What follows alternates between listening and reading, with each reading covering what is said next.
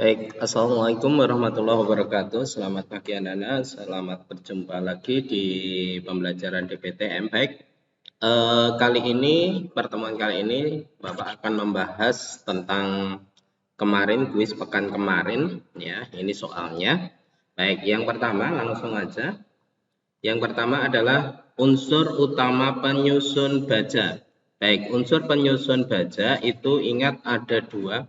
Yang pertama besi atau ferro, ya, atau Fe, kemudian karbon atau C, ya. Maka ini jawabannya yang ferro dan karbon.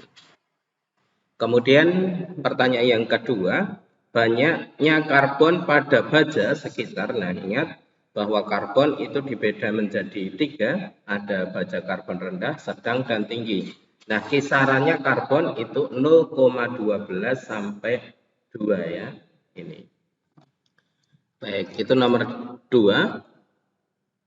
Baik, kemudian nomor 3. Perhatikan unsur berikut. Ya, di sini ada unsur karbon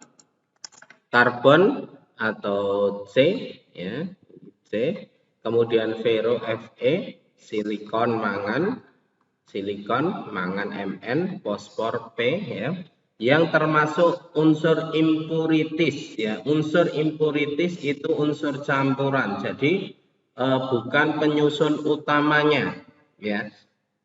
Seperti tadi, soal tadi adalah penyusun utamanya adalah karbon, ya, karbon dan Fe, maka selainnya ini adalah impuritis, ya, impuritis. Maka jawabannya 3, 4, 5, ya, yang E. Unsur pada baja karbon sedang, ya, baja karbon sedang berkisar berapa? Nah, ingat bahwa unsur baja karbon tadi saya di awal sudah 0,12% sampai dengan 2%.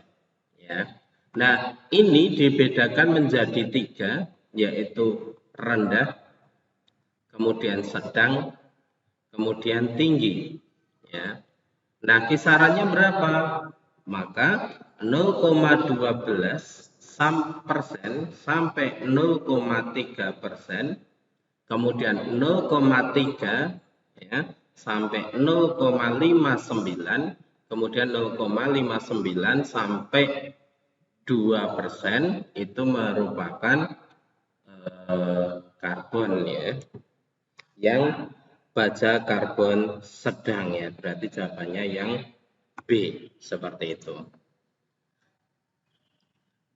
Kemudian berikutnya, nomor berikutnya. Unsur besi melebur pada, nah ini saya hapus dulu. Unsur besi melebur pada berapa, ya? Unsur besi ini, unsur besi melebur pada suhu. Ingat bahwa besi Fe, ya, penyusunnya baja itu sangat tinggi, ya. Besi atau Fe, ingat ini sekitar 1650. Kalau 650 ini aluminium, ya. Pada suhu kamar, ya, pada baja berikut yang paling keras, ya. Ingat ada perlit. Nah, yang paling keras itu adalah sementit, ya. Karena apa? Ini karbonnya banyak, ya. Banyak karbon. Oke.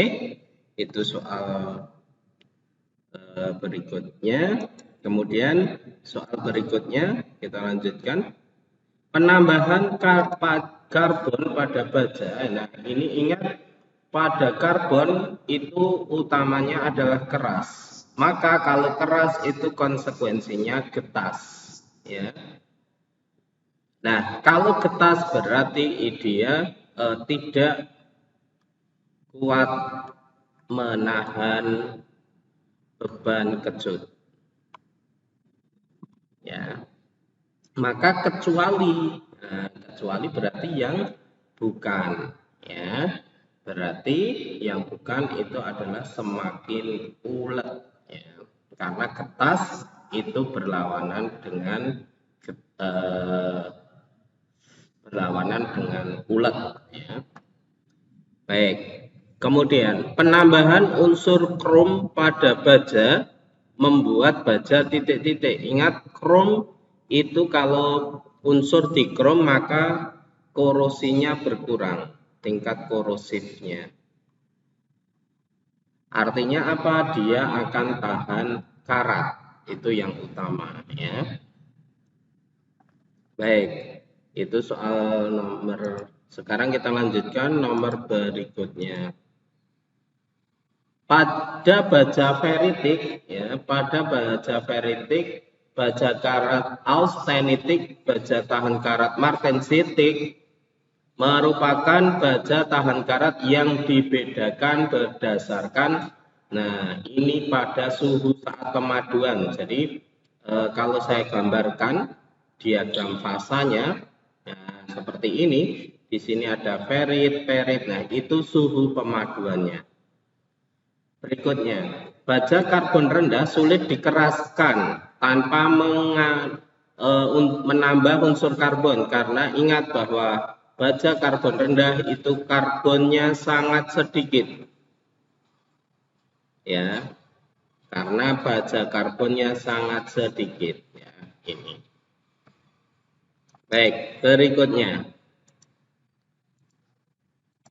salah satu sifat aluminium, ya, aluminium dibandingkan dengan baja, ingat Al, aluminium itu tahan karat atau tahan korosi, ya. Maka jawabannya adalah salah satu sifatnya. Nah, karena di sini tidak ada, ya, salah satu sifatnya, maka kita harus ini yang utama. Ini ada kurang tahan korosi, berarti salah, ya. Kemudian massa jenisnya lebih rendah. Kalau massa titik leburnya lebih tinggi, salah, karena aluminium itu cuma sekitar 650, sedangkan baja itu sekitar 1650, ya. Lebih kuat kertas? Tidak, ya, tidak. Ini lebih kuat baja, ya, sulit dibentuk, salah. Nah, karena apa? Kita ketahui bahwa aluminium itu banyak digunakan untuk peralatan dapur dan sebagainya. Itu. Baik, soal berikutnya, titik lebur aluminium sekitar 650, sedangkan baja sekitar 1000 di atasnya, ya, 1000 di atasnya. Hal ini berarti, ingat, kalau dia lebur berarti lebih cepat melebur, ya. Al itu lebih cepat melebur, ya. Nah, jawabannya ini sudah jelas. Baik, berikutnya, soal berikutnya kita lanjutkan. Pernyataan yang tepat mengenai aluminium, yang tepat mengenai aluminium. Massa jenisnya lebih besar dari besi, salah, karena aluminium itu lebih ringan, ya, lebih ringan daripada besi. Maka massa jenisnya, Rho-nya itu lebih kecil, pasti, ya. Mudah dibentuk dengan heat treatment. Ingat, heat treatment itu perlakuan panas, karena Al itu suhunya, suhu leburnya sekitar 650, maka ini tidak bisa, ya, tidak bisa. Mudah dibentuk dengan cold working, artinya pengerjaan dingin, ya. Maka kalau kita lihat pengerjaan alat-alat dapur itu dipukulin aja, ya. Jadi ini oke. Lebih mudah dipadu dengan karbon, jelas salah, ya, karena aluminium itu dan karbon sulit untuk dipadukan. Mudah ditingkatkan kekuatannya dengan heat treatment, salah, ya, karena tadi heat treatment sudah salah. Pernyataan berikut.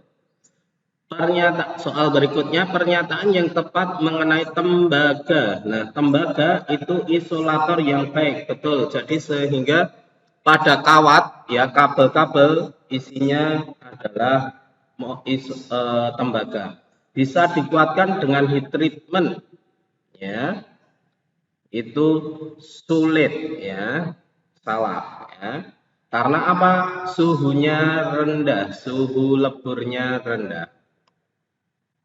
Bisa dikeraskan dengan heat treatment. Nah, salah, ya. Tidak bisa dikuatkan dengan heat treatment, ya. Baik. Itu soal berikutnya.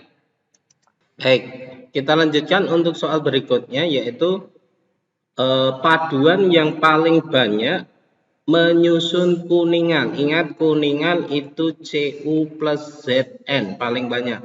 Cu itu cuprum atau tembaga. Sedangkan Zn itu zinc atau seng, ya, berarti ini. Itu untuk kuningan. Nah, kemudian baik, kita lanjutkan unsur logam yang bukan penyusun perunggu. Ingat, perunggu itu unsur utamanya adalah tembaga, Cu, aluminium, ya, Al, kemudian Cu, kemudian Al, kemudian silikon dan mangan. Ya, yang bukan adalah nikel. Baik, kita lanjutkan ke soal berikutnya. Soal benar atau salah. Nah, ini harus hati-hati, ya. Soal benar atau salah. Benar atau salah pernyataan berikut. Magnesium relatif lunak dan mempunyai modulus elastisitas yang tinggi. Nah, kalau lunak itu cenderung elastisitasnya rendah. Ya, berarti ini salah. Hati-hati jangan sampai terjebak dengan kalimat depannya saja. Kita lanjutkan. Benar atau salah, magnesium mudah dibentuk dalam temperatur kamar. Salah, ya. Salah. Sudah jelas, ya, karena penyebabnya apa? Magnesium itu pada suhu kamar dia cuma berbentuk kayak serat-serat, ya, gitu. Benar atau salah? Kapal Titanic mengalami kecelakaan karena menabrak gunung es. Material yang digunakan adalah baja dengan struktur kristal face-centered cubic. Nah, ini yang menjadi jebakannya, salah, ya, karena struktur kristal baja itu adalah BCC, yaitu body centered cubic, ya, itu. Berarti salah. Menurut Iswan Irman, pakar konstruksi ITB, runtuhnya jembatan Kutai Kartanegara karena overstress. Ya, benar, ya, karena pengencangan yang terlalu kencang, ya. Baik, anak-anak, itu